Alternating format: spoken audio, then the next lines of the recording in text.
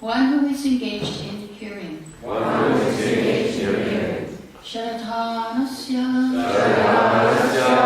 With care and attention. Vasudeva. In respect to Vasudeva. Katha. The message. Ruchi. Affinity. Syat. Is made possible. Mahasevaya. By service rendered. To pure devotees. Vipraha. Oh, twice born. Punyatirtha. Those who are cleansed of all vice. Nisevanat. By service. Mukam karati vachalam bhagam langati yakipantam vande shivaritayam Om Gyanatimirandasya Gananchara Shakya Chakshumiritam Yena Tassamit Shri Gurave Namaha. Translation by Srila Prabhupada. Oh, twice born sages, all of you, by serving those devotees who are who are completely free from all vice, great service is done. By such service, one gains affinity for hearing the messages of Vasudeva. I meant to say that you're all the twice-born sages. Okay, but that's okay. Purport by Srila Prabhupada. The conditioned life of a living being is caused by its revolting against the Lord. There are men called Deva, or godly living beings, and there are men called Asuras, or demons, who are against the authority of the Supreme Lord. In the Bhagavad Gita 16th chapter, a vivid description of the Asuras is given, in which it is said that the Asuras are put into lower and lower states of ignorance, life after life, and so sink to the lower animal forms and have no information of the absolute truth, the personality of Godhead.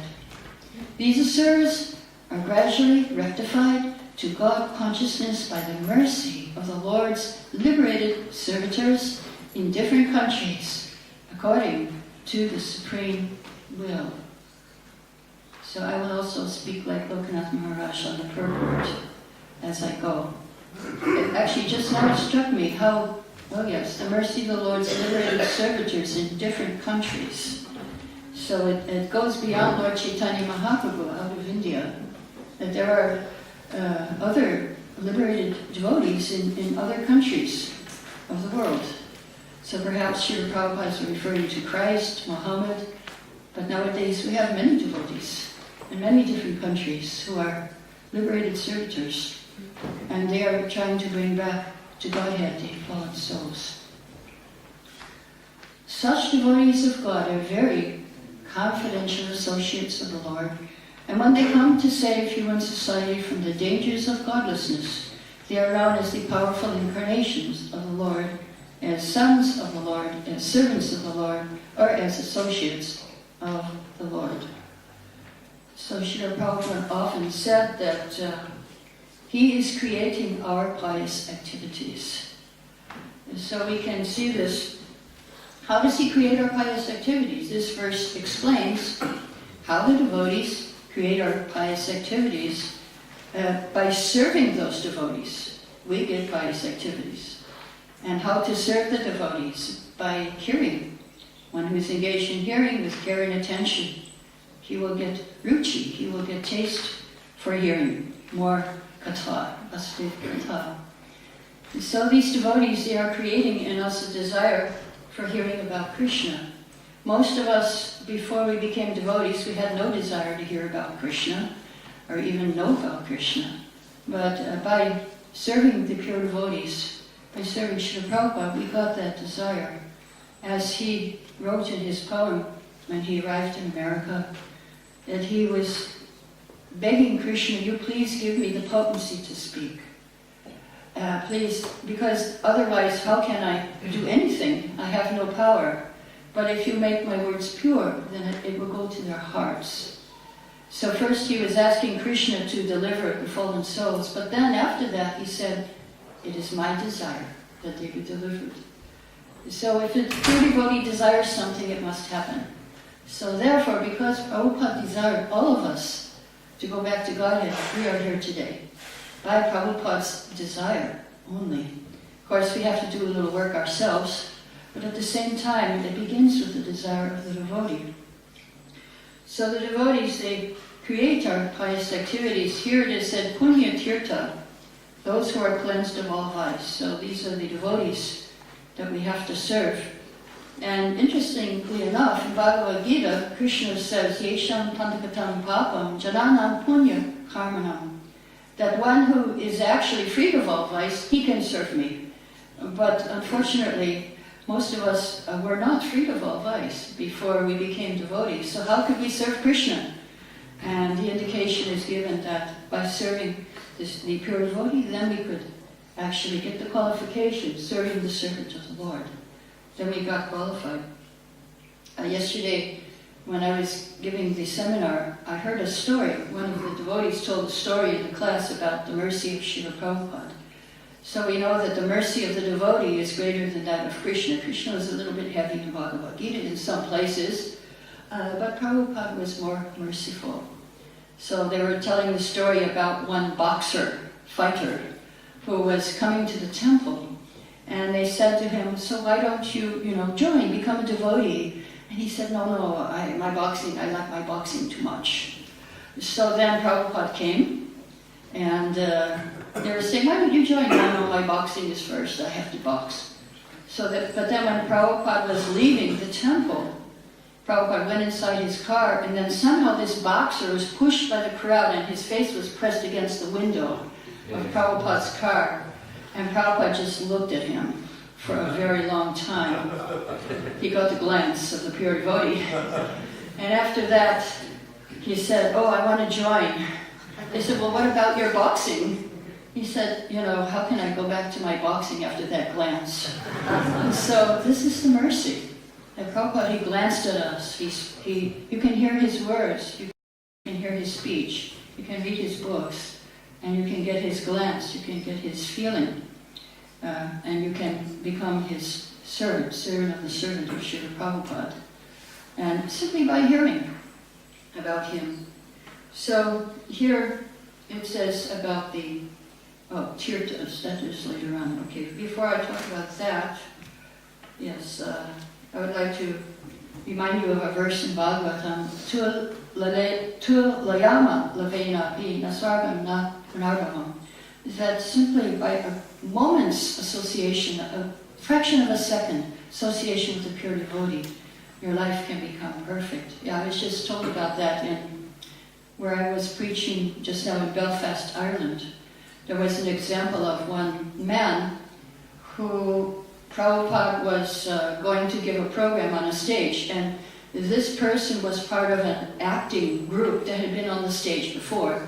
And they were a little bit late leaving, and he saw Prabhupada and he got attracted, this one actor, and he wanted to hear the program, but then the other actors grabbed him away.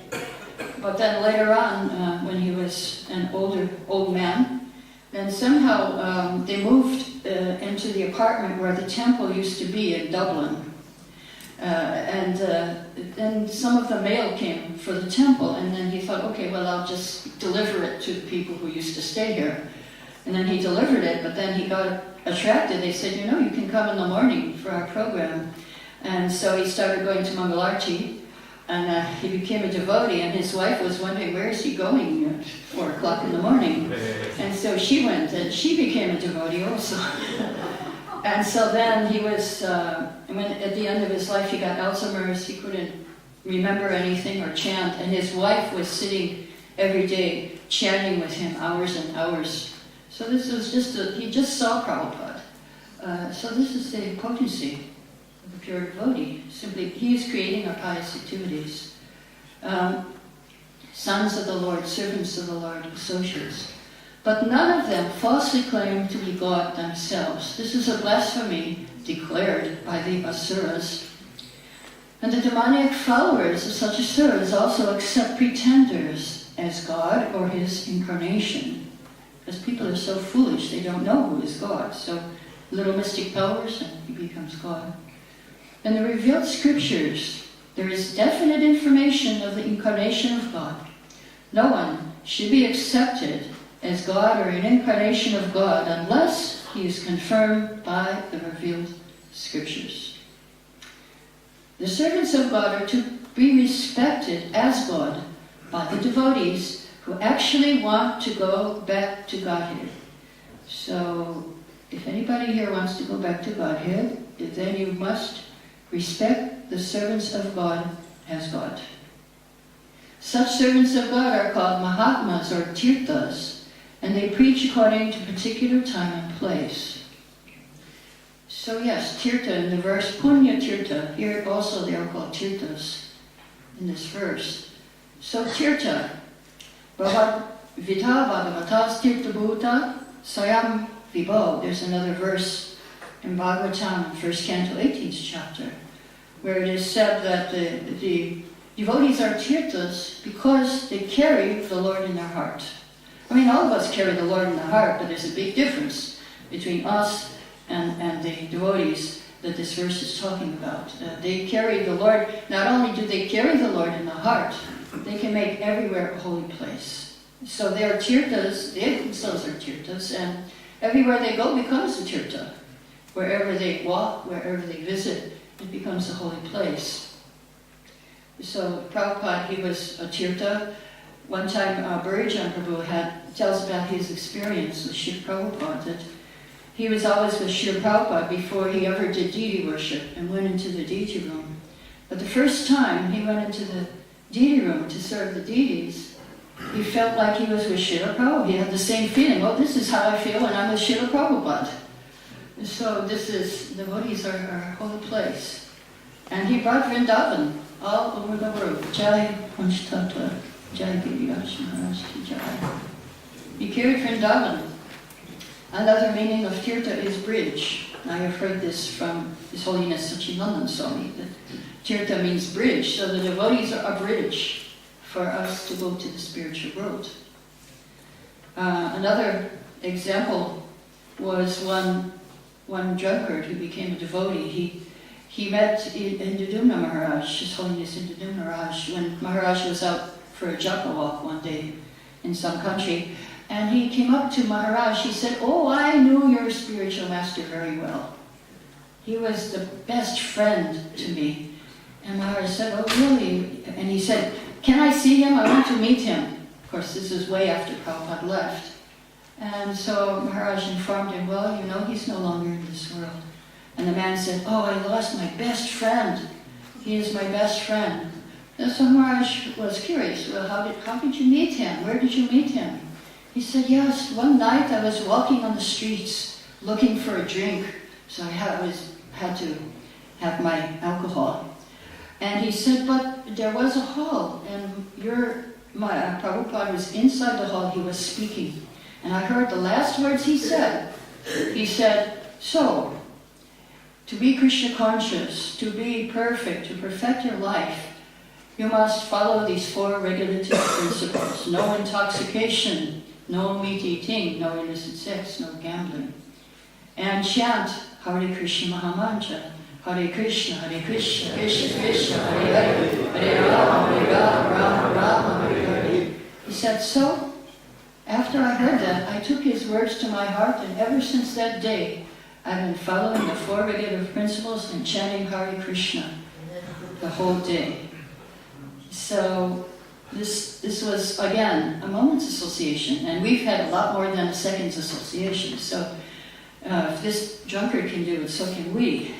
You know, we have a lot of more opportunity to make spiritual advancement. So how did Prabhupada create his pious acts? Simply he heard. This man heard sincerely from Srila Prabhupada, and he took it to heart. So here it says that pure devotees They preach according to particular time and place.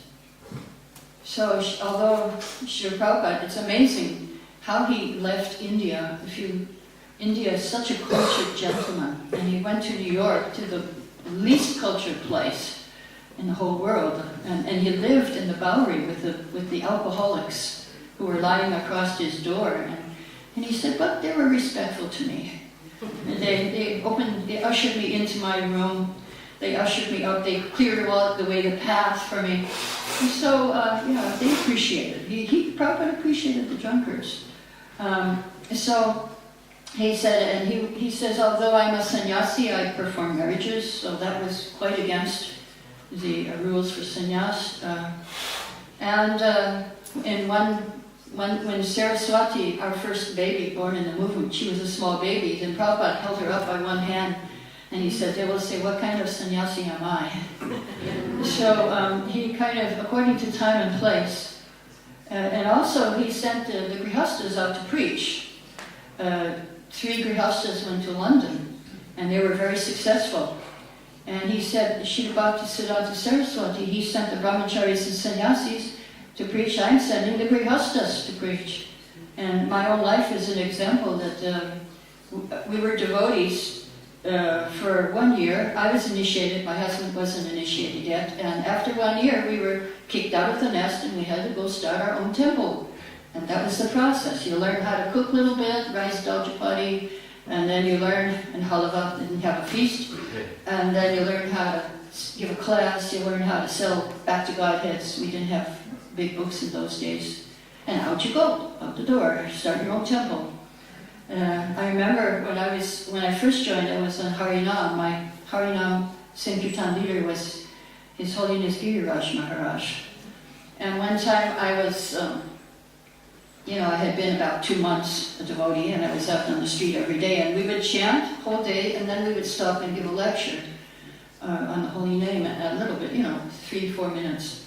So Maharaj said, he was a brahmachari at that time, he said, so now you give the lecture. I said, but Maharaj, what should I say? I'm just a new devotee. He said, no, you've been a devotee 2 months now, so you should know everything. No, that was the old days. Out you go. Give a lecture, do this. It wasn't, you didn't get to stay home a lot in the temple. You had to just do it. And you were considered, an advanced devotee for 1 year in the movement. 2 months, so that was enough, We had to memorize Narayani. I was 2 months a bhakti before my husband joined in. So she would wake us up, okay, what's Bhagavad Gita, chapter 7, verse 1? And the first thing in the morning, we'd have to tell her the verse. So I learned the whole Gita in those 2 months, just by her making us do that. And so, yes, this is the mercy of the devotees. Prabhupada, he had us out there. He gave us responsibility. He had confidence in us that we could serve Krishna. More confidence than we had, for sure. We didn't have any confidence. So here also, let's go on in this purport. The servants of God urge people to become devotees of the Lord. They never tolerate being called God. Chaitanya Mahaprabhu was God himself, according to the indication of the revealed scriptures, but he played the part of a devotee. People who knew him to be God addressed him as God, but he used to block his ears with his hands and chant the name of Lord Vishnu. He strongly protested against being called God, although undoubtedly he was God himself. The Lord behaves so to warn us against unscrupulous men who take pleasure in being addressed as God. So one time Srila Prabhupada he just landed in London airport, and there were hundreds of devotees, and they all, as soon as they saw Prabhupada, they hit the floor.